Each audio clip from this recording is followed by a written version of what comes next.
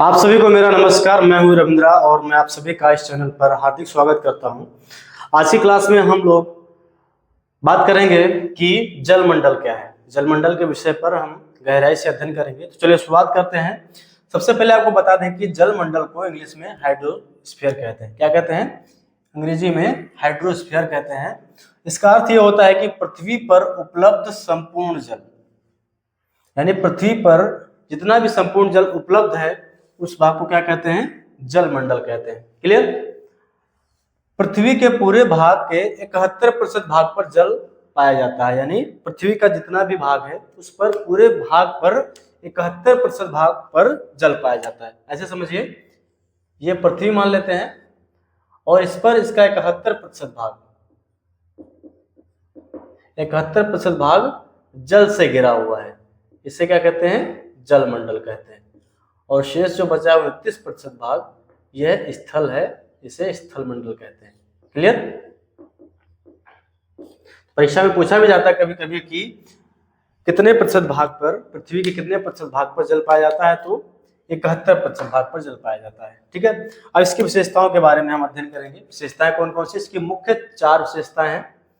पहली है, पृथ्वी पर मौजूद संपूर्ण जल का 97.5% जल लवणीय अर्थात नमकीन या खारा होता है।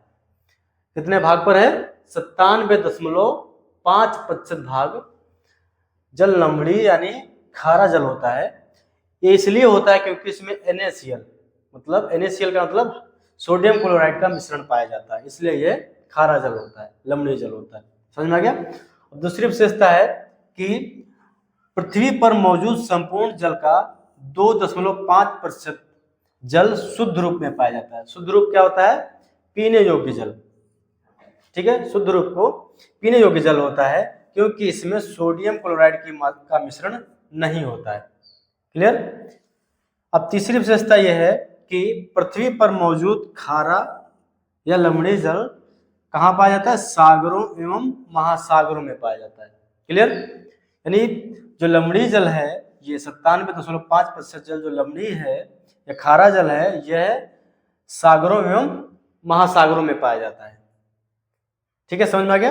अब चौथी विशेषता यह है इसकी कि पृथ्वी का वह जल जो नदी, तालाबों, बर्फ के रूप में एवं भूमि के नीचे पाया जाता है उसे शुद्ध जल कहते हैं, जो कि पीने योग्य होता है।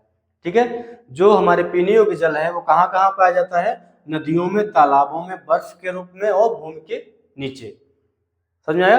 लेकिन इसके साथ साथ आपको ये बता दें कि ये जो 2.5% जल है, यानी 2.5% जो जल है पीने योग्य वाला जल, इसमें भी 1.5% भाग बर्फ के रूप में है। समझ में आया? जो शेष बचा 1% जल वह भूमि के अंदर पाया जाता है, नदियों में पाया जाता है और तालाबों में पाया जाता है। क्लियर?